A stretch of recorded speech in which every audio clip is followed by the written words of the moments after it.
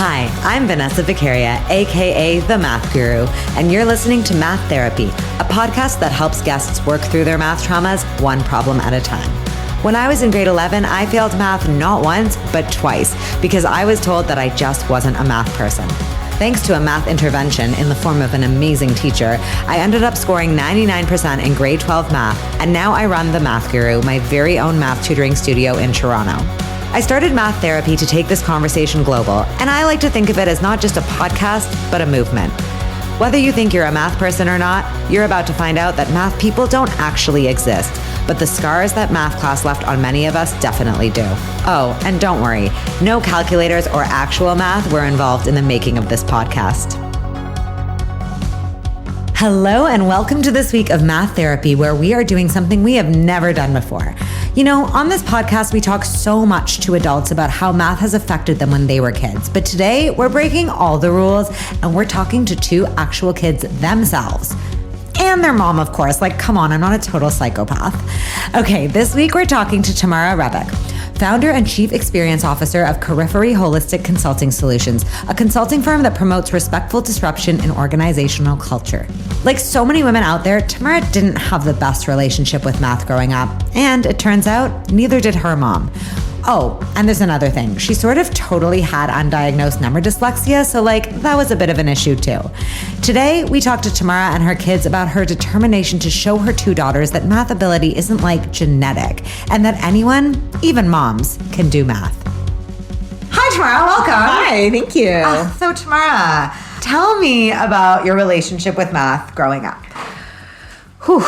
Hence math therapy, right? Right, exactly. Well, this is, take a step back, take a seat. Come to the right place then. Math growing up.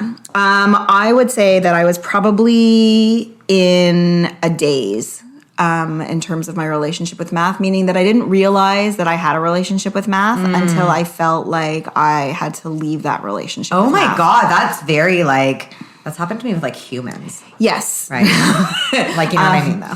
Yeah. So the spoiler alert is that in second year university, after living with a group of girls who were really awesome, and one of them had a tremendous amount of support through the Learning Center, and I asked her a lot of questions about what that support looked like and why she was getting it. I took myself to the Learning Center, had myself assessed, and was diagnosed with dyslexia, specifically with numbers.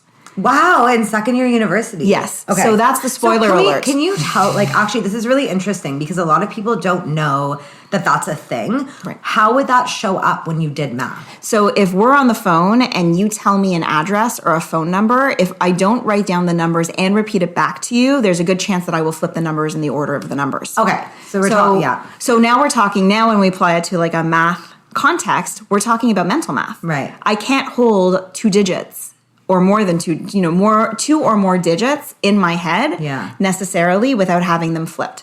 Interesting. So if you tell me that you live at 357 whatever street, there's a good chance that I will have subconsciously written down 375. Right. And so if I don't double check that, because that was brought to my attention, I was frequently making errors. And this didn't happen with letters, just numbers. That's correct. Just because I want to point out to everyone, because that is an actual thing, right? It's you can be one and not the other. And I think it's actually really important for people to know. So it happens with letters too, which made it even more challenging when I decided that I wanted to be a politics and history student. So I had, 10-page papers and 300-page readings on a weekly basis. The readings, actually, I'm a very slow reader as a result, because I have learned that I have to be very careful reading slowly, because I won't flip letters upside down or backwards, so I can read no problem, but I will sight read words that have similar letters in a different order, and then I read the word wrong. Got it. So that's sort of what the nature of the dyslexia was. And the final conclusion of the assessment was that because I was in second year university, my coping skills were so strong, because I got into university in spite of any kind of accommodations or anything like that, that I actually didn't really qualify for any accommodations. That is so wild to me. Other than extra time for me to sit and think about how I didn't know how to answer the question. This is just so crazy because I actually went to see a psychiatrist a few months ago, but just a couple of issues I was having. I was dude, do I have ADHD? I'm so distraught, whatever, a bunch of questions. And instead of diagnosing me, the psychiatrist said to me, what difference does it make at this point? You've gone through this far of your life being high functioning, and look at all you've accomplished. Who cares? And I was like, am I dying tomorrow? Like, I have a lot more of my life to live. Like, I'd like to know if there's anything I should consider or could be doing that would like enhance my experience on the planet. Okay, so back to you. That then made me feel immediately sorry for my parents who spent so much money on math tutors who couldn't really help me, because that was putting a Band-Aid on a contusion, right? Like, like it was not the right diagnosis, but nobody really knew. And let's be honest, like we're talking about the late 80s, early 90s. So everything was different then in terms of awareness, and no one knows about this stuff. Right? Differentiated learning, like none of that existed. Yeah. So when you would have been struggling with math basically until this point. Yeah. And it was also, so it was mental math. That was at the core of my struggle. But mental math is a critical part of any kind, even when you're doing equations or whether we're talking about fractions or long division or what have you, then never mind the complex stuff. It doesn't matter, because in your mind, like I had trouble borrowing in very simple subtraction. So, but none of that made sense to me. And I had so many wonderful people tutor and help and support, including my brother, who was this incredible math genius. And for me, it really jumped from just being able to actually complete the work, like I did with every other subject, to feeling an unbearable lack of confidence, which translated into lack of self-worth when it came to things. And then... Yeah, wait, can we talk about that, though? Because I feel like that is what this is all about, right? Like, I actually want to know... I mean, obviously there's a lot going on here, but at the crux of it is you feeling like as hard as you try with these tutors, with your younger brother helping you with all the support, that you're still not getting it. And you just mentioned that translated into a lack of confidence, right? Like, and a lack of self-worth. So can we just take a pause? Because, like, look at you now, right? Like, truthfully now... Never would have believed it back then.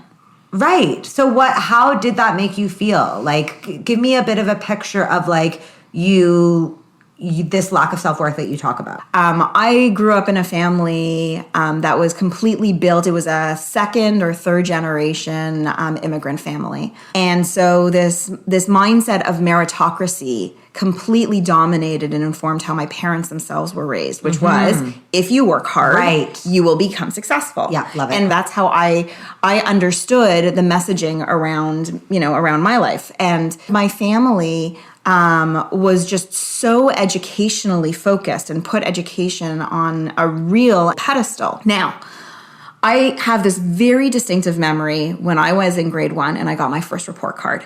And I had no idea what a report card was, and I didn't have any appreciation for what it meant. And when I brought it home and I had gotten straight A's, the celebration and the pride and the positive reinforcement that came with it, all I knew is that good marks equaled approval, equaled celebration, equaled success. How old are you in grade 1? 7? 6. Yeah. Like, isn't that so crazy? Actually, I'm just blowing my mind that we even give someone a report card in grade 1. So as things got harder and my marks started falling because I couldn't perform or do, then there was a real equation by my teachers of, well, she's not trying hard enough. Right. Oh my God. Yes. I used to always get not living up to your potential. Right. I'm lazy. Comment, oh my God, yeah. I'm not trying hard enough. I'm easily distracted. Right. I'm too emotional. We still do that, by the way, right? That's still literally the narrative for so many kids. Yeah, so I try not to do that. Teacher, I often see I taught in a classroom for a number of years, and I was trying very hard not to project my own negative feelings about the classroom, but I present myself as an educator who hated school because I was same because I couldn't thrive, never mind really succeed in that kind of an environment. So when you fast forward to grade 11, it became this almost sort of textbook and messed up model of I would try to go after the hardest math things because if I couldn't conquer them, then it meant that I just wasn't smart enough.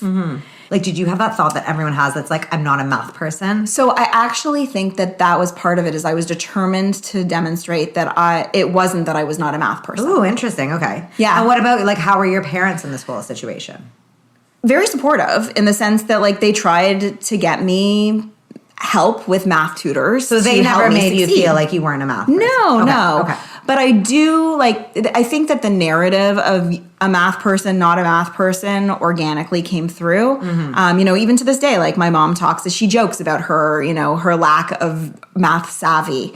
And I think that I just sort of like assumed it. And she's like, you're like me. Right. And I'm like, right. Okay. Did that happen while you were growing up? Oh, I'm sure. Absolutely. Like, it's like, she's like, don't worry, you're like me. And it's like, it was like a consolation of like, don't worry, it's not your fault. It's in your DNA. Oh my God. Well, okay. And like how obsessed I am with this, right? Like so many parents do have that narrative with their kids. For sure, people are trying to say it in a consoling way, like being like, oh, you're just not, you're just like me. Math wasn't my strong suit. You're good at other things. But it can be so, so damaging. So, okay, yeah. But then, after like a number of tries and a 13% on like unit 3 in calculus, I went to see, my guidance counselor and just decided that, it was time to call it with my relationship with math due to irreconcilable differences. The pressure was on for university, and it was only then that I really sort of took on that. I guess everyone's right. I'm not a math person because I was doing well in the areas of history and it was like social studies. Okay. So switching gears. So you talk a lot about how that relation, the language that was used at home kind of may have infiltrated like your mind in terms of your math ability. I love you, Mom. I love you too. When she listens to this, Tamara's it's not your fault. It's not, and not only that, actually, the truth is many, many parents do this. This is like a big narrative that we're talking about in the media and education right now. It's not only parents. Like I will say, like when you go out into the general sphere, there are so many people that just use the term math person as a consolation to be like, oh my God, don't worry, you're not a math person. Or like I was working out and I was wearing a shirt with a math equation because like obviously, and one of my trainers looked at it in the middle of a workout and she was like 2 + 2 = I hate it. And I was like, what? And she was like, I'm just not a math person. And I literally stopped the whole class and was like, hold on. But like we like to categorize as a way of consoling ourselves, right? If you don't fit into this box, don't worry, there's another one for you. So that does happen. And it's so interesting because 2 things have happened since then, right? Like you have, obviously a lot has happened in your life, but you now have a business and you also have young girls. So in both of those situations, you've had to reconcile your relationship with math to make those work. And I want to say, let's start with just the business. Many entrepreneurs and many, many female entrepreneurs or entrepreneurs to be feel like the fact that they don't identify as being good at math is actually a block for them and that they cannot start a business because 100%. Of it. 100%. So, did that ever occur to you when you were starting your business? Totally. So what happened? Totally. So I think that the first default I had was I immediately took stock of who else did I have within my like trust sphere that I could rely on for that math piece. So you were like, I'm going to start this business, but I'm not going to be able to do the math. What can I do? That's right. So I'm going to have to outsource. Okay, cool. Exactly. If I don't have an appreciation and a grasp for everything that happens as part of the operation of who my brand and what my company is about, then I can't be true to my brand and really represent it in its entirety. So I don't have to be able to do everything. I have to be able to understand what's happening. Which meant that I do outsource pieces. And I sit to make sure that I understand the pieces that I have outsourced. Not that I can do it all, and I don't have to do it all. That's a personal thing in terms of trust, but it's a challenge for myself because I don't like to let my fears dictate my behaviors. So, can we just like pause on that because I love that. Okay, great. We've paused. Continue. Okay. But no, my fear of math, right? The first time that I did a strategic plan, I sort of at first my gut reaction was to shy away from pursuing a project because there was going to be this massive budgetary component that was actually going to be quite sophisticated. And so part of it was like, okay, how do I outsource this? Who can I bring in to manage this? How do I trust that that's going to happen? This is my name on it. And then I'm like, okay, stop. Like I felt like I was on this hamster wheel. And I'm like, no. What is it that I'm actually afraid of? Yes. Right? And then I was able to say, okay, well, where do I really need help? And where have I actually just gotten myself a little bit more fearful? And so I leaned into the fear a little bit and I was like, okay, well, this is where I need help with this.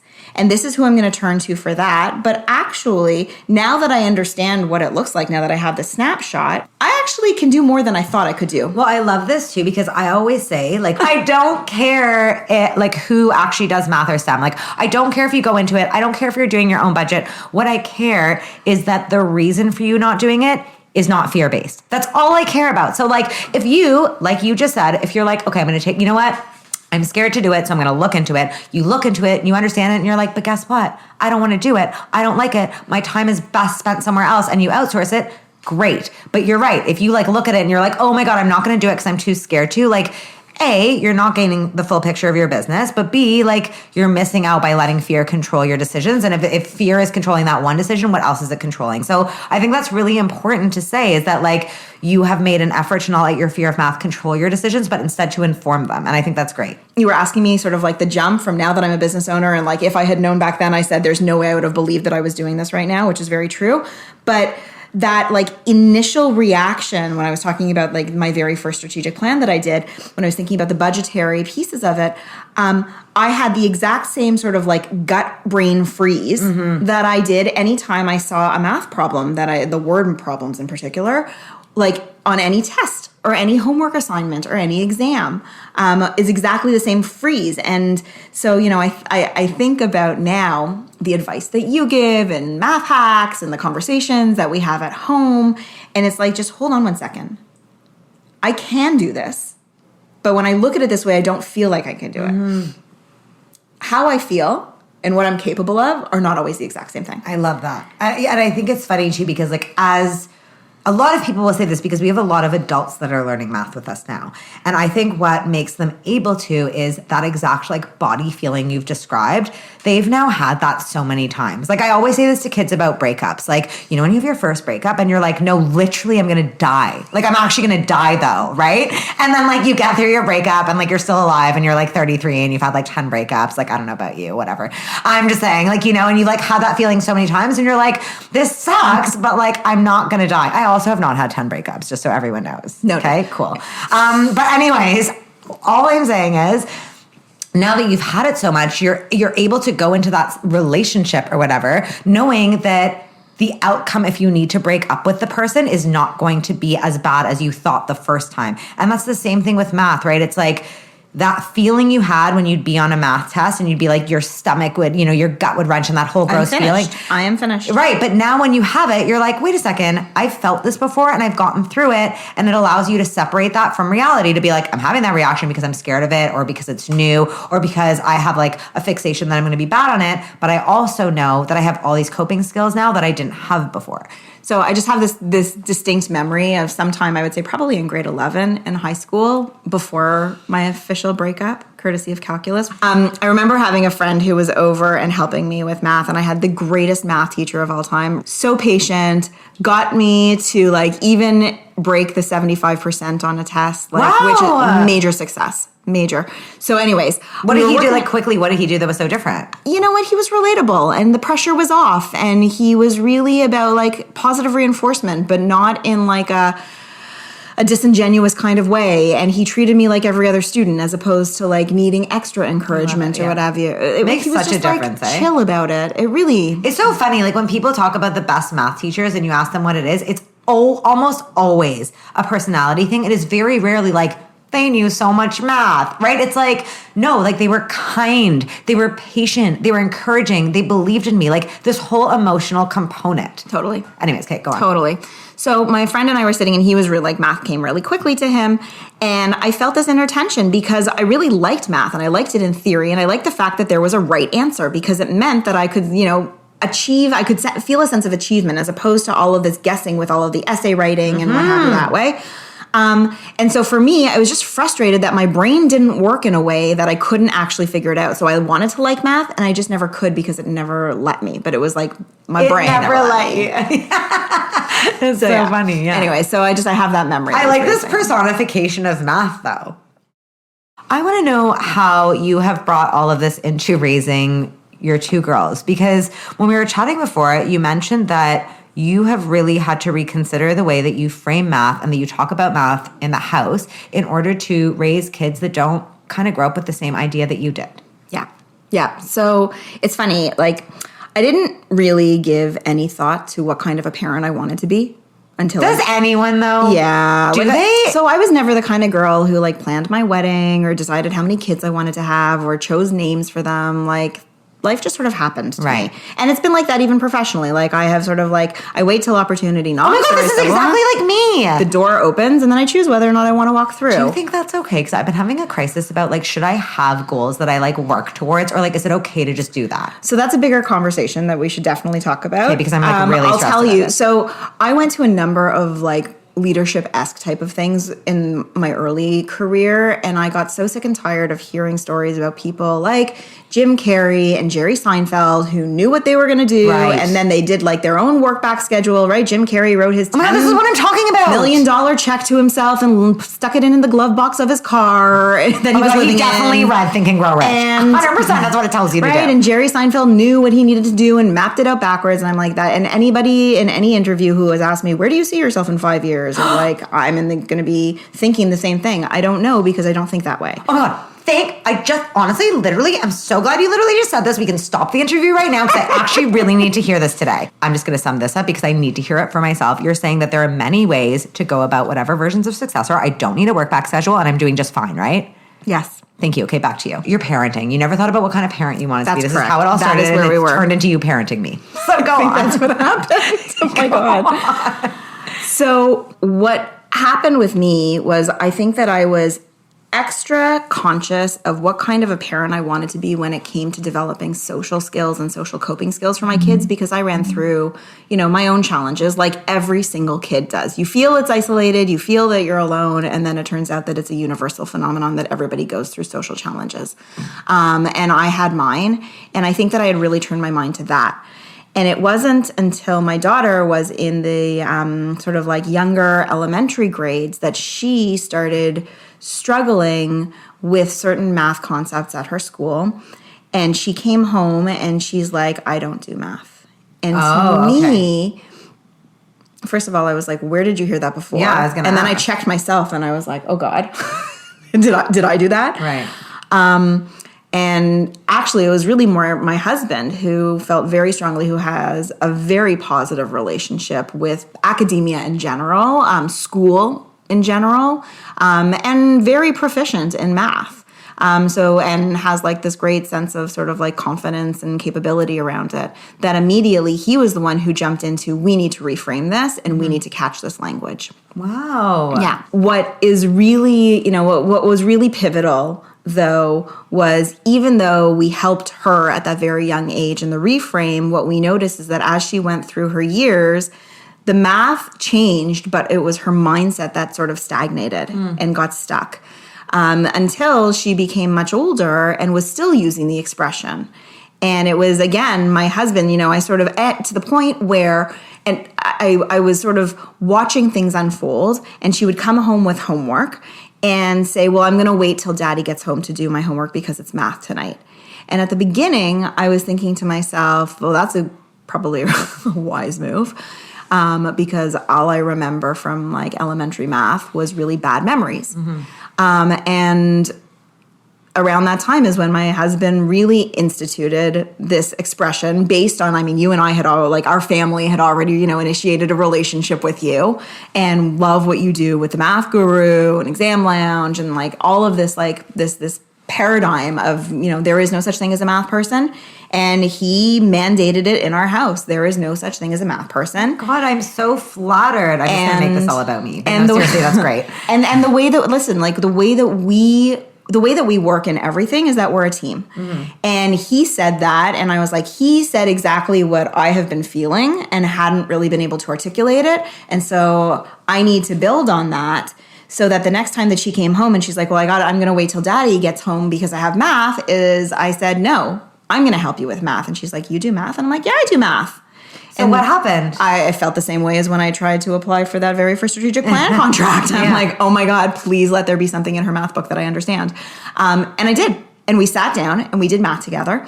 and I helped her through the next 3 units of math homework. Oh my God. And so like I had these like, little moments of like patting myself on the back, but even more so, it was really important to model for her that even though we had sort of grown up with this like, oh, I'm not a math person, and when my mom comes over, we joke about the not a math person, we realize like we need to sort of stop that because it's actually limiting the capability, right? It's like the mindset that limits the capability. Absolutely. And it's so funny. I always say this to adults, like, you're a smart person. You run a business. I guarantee you can open a book and figure out how to add fractions. Like, I know you can do it. And it is funny as an adult going back to doing that, getting that feeling in your stomach and then being like, hold on, I have figured out way harder things. Like, oh my God, is it math homework that she's bringing? Oh my God, stop. As if on cue, Tamara's daughter just brought math homework to the table. I swear we didn't pay her to do this. Yeah, like just being able to even say to your daughters, like, yeah, this is kind of hard for me, but I'm going to figure it out with you right now. Models not only that anyone can do math, but that like it's totally cool to struggle with something and figure it out, and that's part of the learning process, and that's great. That's exactly it. And have you found that it's changed? Like you're changing your narrative. Has that changed the way they perceive themselves as capable or like enthusiastic around math? So I think it's too soon to tell. I think that what's missing from this conversation, like it's still very binary, right? Mm-hmm. It's either like, yes, you can be a math person, or no, there's no such thing as a math person. The more I think about it, and I had this conversation really recently with my older daughter, that there seems to be this binary of either like you are a math person or you're not a math person. Or on the flip side, there's no such thing as a math person. And I actually think there's something in the middle. And what is it? What is it? I'm so excited. So it's a conditional relationship, right? It's not like either you're in or you're out. It's not like if you on either side, it's supposed to be this unconditional relationship with math, right? Like if you are a math person, then like it's an unconditional relationship of love because it works and you get it and you're going to work through it. And if it's not, it's an unconditional relationship of like peace, we're done. Right. On the other side, if there's no such thing as a math person, it's also unconditional, recognizing that like, okay, no matter what happens, it's not that I'm not a math person and so on. And I actually think it's a conditional relationship based on how it's being taught in this sort of conventional model, meaning that when you can succeed and your success means that you can actually do math and get that correct answer, then you can feel confident enough to say, yes, I like math. I like math when I'm successful, but I don't like math when I don't feel like I'm successful. And you don't have that in a lot of other subjects because most other subjects, there's not a clear yes or no answer. And so the framework is more about how do we help people recognize that feeling successful is in part dependent on being able to get the right answer and in part about understanding the process. So when so many teachers ask students to show their work and you can get part marks for showing your work, that's an amazing nod to recognizing that you should be understanding the entire process as well as, okay, you can get the right answer.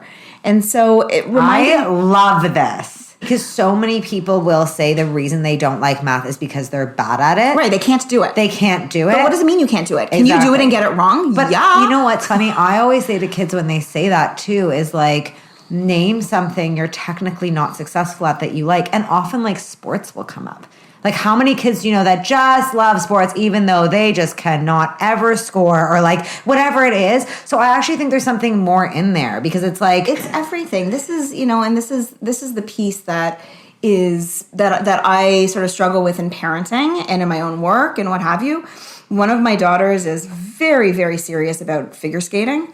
And the amount of time that she spends on the ice practicing something, she loves skating because she loves everything about skating. Right. She's not a jumper. She doesn't love jumps. Right. She loves other kinds of skating. But that doesn't mean just because she can't land her axle yet, that doesn't mean that she's not a good skater. It doesn't make her not a skater. So I think that it's really, again, it goes back to the framing and the mindset inhibits the capabilities and the behaviors. Totally. And so there's that middle ground of saying it's okay to have a conditional relationship with math and recognize that being a math person means that you're okay sitting through it. And this is where like we talk about like what are the teachers doing and what's the role of the education system in saying it's okay to really learn how to be more of a risk taker. Mm-hmm. Because if you're a risk taker, then you can be a math person. Right. Or if you don't want to use that language, then if you're a risk taker, then you can find ways to be successful. Well, yeah, and it's like also now we're talking about, like, obviously we won't get super into it because we have been talking for 10 hours. But like that has to do with the culture surrounding math, because I'm also thinking, like, with your daughter loving figure skating, there's a lot to love in that culture, right? There are the great outfits, like there are the people, there are the TV shows and like the glamorization of the sport. There's the athleticism. There's a lot surrounding it that can be really attractive, even if you can't like land a, what is it? An axle? An axle. I'm like, Axl Rose, what are we talking about? Anyways, but like there's a lot around it. And like perhaps we have some work to do surrounding the culture of math and what type of people quote unquote belong. Yes. And if I can reframe that, so I'm going to say it through like a different set of eyes. Like, and this is again, as like a parent of like a young athlete. Yeah. Right? So what she loves about skating is she loves the teamwork. Right. She loves the rigor. Yeah. She loves the discipline. She loves the precision, and she loves learning new skills, and she loves testing her limits. Right? What she doesn't love is the actual jumping part. Right. Okay? So jumps, which look like the biggest thing when it comes to watching it on TV, or the outfits, or like, you know, some of those other pieces, like all of the first things I said, like you can say that you love addition, subtraction, multiplication, and division, and what you don't love is binomial whatever, or I don't even know what that means. Right? But like you can like, and that's the problem with math is the binary. Like either you're in or you're not. Yeah. And so Right, you right, can okay, I see say what you're like, saying. right? So she's a synchro skater and she loves ice dance and she's doing her free skate to advance her skills. But there are so many different parts, and math becomes monochromatic in that, like, either you can do it or you can't do it. And that's not true. Math is incredibly, you know, it's not black and white. Whew, okay, we are going to go to the two questions that I ask everyone. What would you change about the way math is taught in schools? I think that there needs to be far more gateways and touch points to feeling like one is proficient in math. So it's not just about the right or wrong answer, and it's not about being able to demonstrate proficiency and crossing the finish line. I think that putting an emphasis on, like what I was saying before, on how well can a student understand the analytical piece of the math, where is the value in the process, and it's not just about part marks, but it's about being able to feel like you can take risks and you can be wrong, and then not just like, okay, well, did you learn from your mistakes so that you don't repeat those mistakes again? But did you learn from those mistakes so you understand how the equation works? Those are two different questions. I love it. I love the gateway and touch points to feeling proficient in math. I think that's really interesting. And when I think about, again, going back to like, how do I do my work? It's human-centered. Right? So let's talk about student-centered. I think that it's really about customizing an atmosphere, like very much like what you do, in reducing inhibitors that are natural, that come with like natural anxiety-provoking performance pieces. So whether it is a public speaking class or a math class, I think anybody who enters into either of those two doors is going to have the same level and degree of anxiety, and recognizing that part of the mindset to success of math is mitigating those anxieties from the onset. Love it. Finally, what would you say to someone who says they're not a math person? It's complicated. Ugh! I love it. Thank you so much for being on the podcast. You gave us so much to think about, and yeah, like can't wait to like, explore my black and white relationship with math and see, you know, what 50 Shades of Grey lie in the middle. You've turned it into multicolor already. Oh my God! And every way possible. I am adorable. so happy to have the opportunity to We're join. so cute! And I can't wait for this to be continued, because it will. Okay, bye. Bye. Hello. Hi, I would love for you to introduce yourself to our guests. my name is Nomie. I am 9 years old and I am in grade 4. First of all, welcome to the podcast. Thank you. Have you been on a podcast before? No. Do you know what a podcast is? No. Great. Okay, so we're off to a good start. Okay, question number 1. I really like your honesty. How do you feel about math? Well, it's hard. I like it. At first I hated it, but now I like it. My parents banned the saying, I'm not a math person and I hate math from our house. Oh my gosh, what happens if you say it?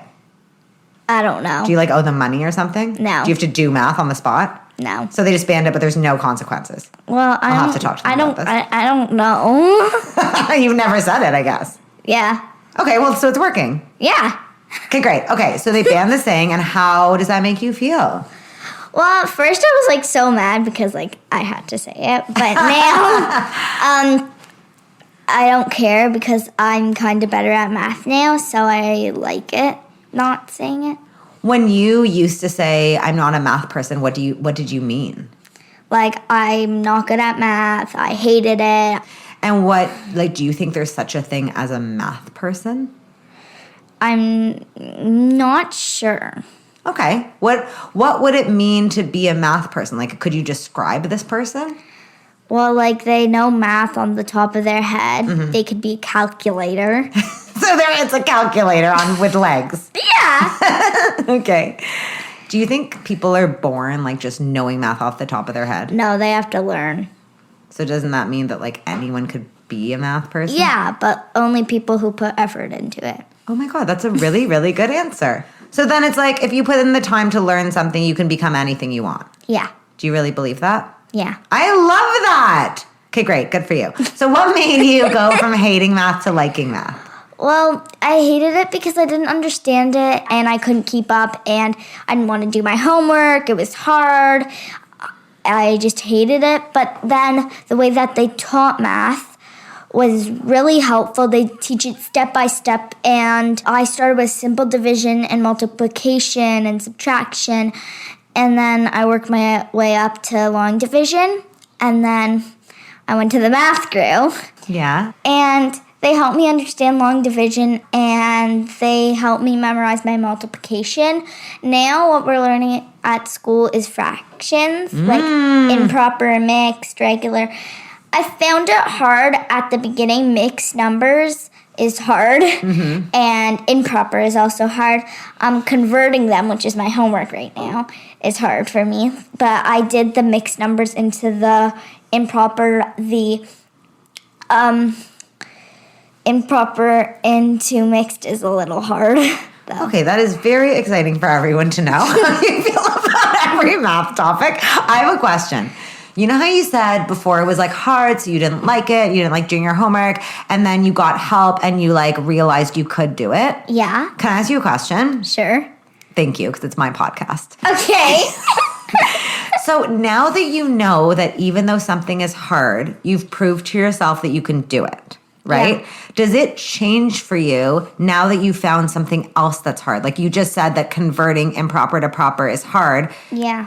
Do you feel like now that you've shown yourself you can do something hard, that now you're more likely to keep trying when something gets hard? If I try it, then I'll improve and then I'll get it and then it will be easy for me. That's amazing. Honestly, you should, I really hope you're really proud of yourself, because I think it takes a lot of people time to learn that lesson, and some people never learn that lesson. And the only way you learn the lesson is by, when something gets hard, continuing to try, right? Otherwise, you give up, and every time something gets hard, you're like, oh, I guess that's just something else I can't do. Right. And that's actually why people think there's such a thing as a math person, because what ends up happening, instead of what you did, which was like, I'm going to keep trying and I'm going to get good at it, people say it's hard, I'm going to give it up, I'm not going to do it, and I guess I'm not a math person. But what you said, which was so smart at the beginning, was you can be any type of person if you keep trying. And I think you're very inspirational, to be honest. Thank you. You're kind of a guru yourself.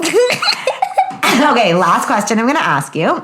What would, if you could change one thing about the way math is taught in school, what would it be? If you could pick one thing.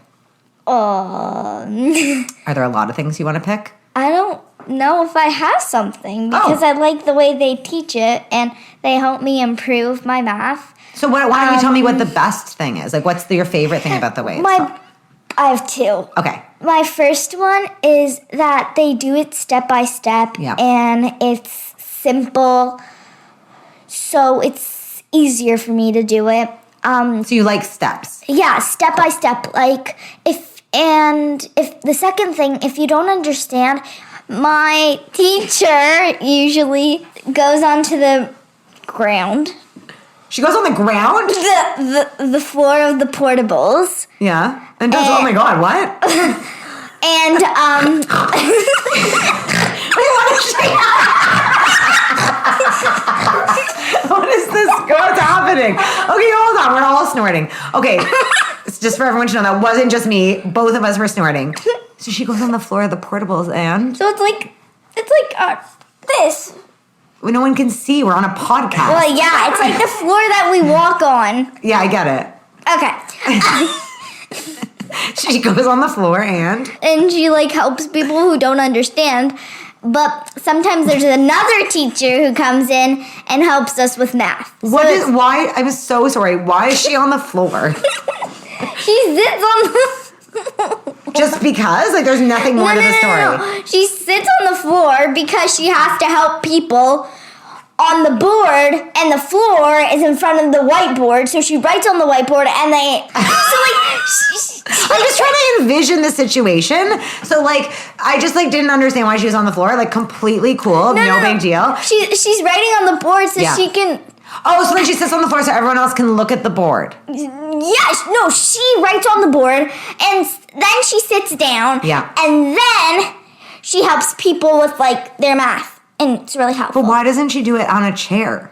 Well, sometimes she does it on a table. Okay, so the floor has literally nothing to do with the story. No. It does. Because half of the time, she's on the floor, and a quarter of it, she's on a chair. What about the other quarter? Are you learning fractions right now, right? Yeah, I think half of it and half of it is. So half and half. Yeah. We learned some math here today. Thank you so much for that. Yes, nut job. Okay. Excellent work. Thank you so much for being on the podcast. No problem. Hopefully, by the time this podcast is published, you will have learned what a podcast is so you can listen to yourself. Great. Bye. Bye. Hey, girl, hey. Hi. Okay, welcome to the podcast. Thank you. Is this your first podcast ever? Yes. Oh my God, that's so exciting. Okay, can you introduce yourself? My name's Eden. I'm 12 years old and I'm in grade 7. Amazing. Such a good introduction. You're a natural. Okay, I want to start by asking you how you feel about math straight up. It's not my favorite. Got it. And like, was there ever a time when you kind of liked it or were you always like, don't like it? I think the second one. Okay, cool. I've never loved it. Can you tell me like any reasons why? Like if you could think about like what the things are you don't like about it, are there any specifics? I think I just had a negative start and I think it kind of ruined it. So explain like a bit more about that. Well, I went to Montessori school, so we were taught math using all these different like materials, which was great, but when I had to do something in my head or I had to do something not using the materials, I wasn't able to do it. And that made me feel stupid because I was doing so well using the materials. So it made me feel like I wasn't good at math. This is actually really interesting because there are a lot of schools that are trying out this approach of like, they call it like sort of more abstract discovery methods, which is what you're describing. And there is so much controversy about it. So it's cool to talk to someone who like actually grew up like that. Can you describe, because I think a lot of people would be curious to know like what you mean by like materials. Like, do you have any examples in your head of, give me anything. So we had this frame and it had lines with beads. So for division, we would take the number of beads in the question. So let's say it was 48 divided by 2. So we take the 48 beads and move them to one side, and then we would move them into 2 different piles. Oh, and that's how you would do it. Yeah, so like I could never do anything mentally. It's good if you know how to do it mentally too, because it helps you learn, but if you're not taught how to do it mentally, it's not helpful. That's so interesting. Yeah, and it is really interesting because I think that's part of the problem with the way we teach math is schools aren't really consistent. So like you went to a school that taught you that way and then obviously you moved to another school at some point that maybe teaches a different way. And I'm sure that felt really frustrating for you. Yeah. Okay, so because you have to take math for like a while now, right? Like for a few more years at least. I wouldn't drop it. It's so important. Why do you think it's important? Well, it helps you with so many life skills. Everything we do revolves around math. So it's not something I would drop. But, like, maybe in a couple years I will like it. Oh my God! What? Eden, I'm so excited to hear you say that. Because so many people think that how they feel now is how they're going to feel about something forever, right? Yeah.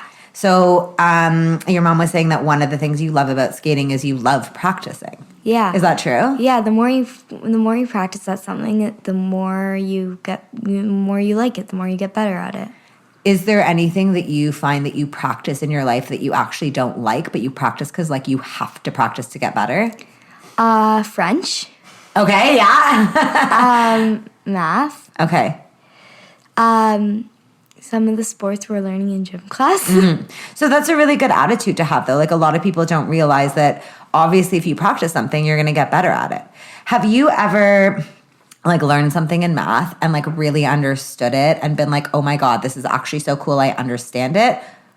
No, it usually takes me a couple of minutes to like get it, or I need to go for extra help. Are you ever excited when you finally get it? Yeah, I'm always excited when I finally understand it. So maybe we need to maybe it's a matter of finding more moments for you to feel that way.